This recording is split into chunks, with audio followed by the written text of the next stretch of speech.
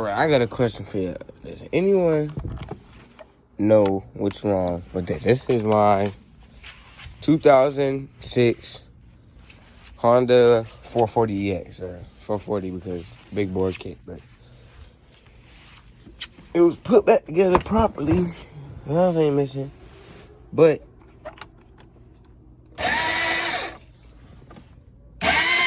the starter just spins. I opened this up, the starter cover.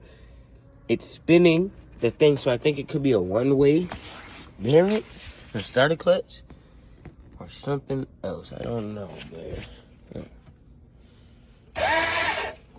clutch really doesn't matter.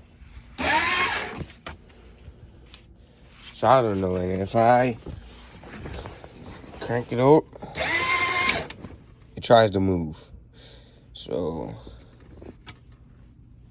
I don't know what it could be. The one-way bearing.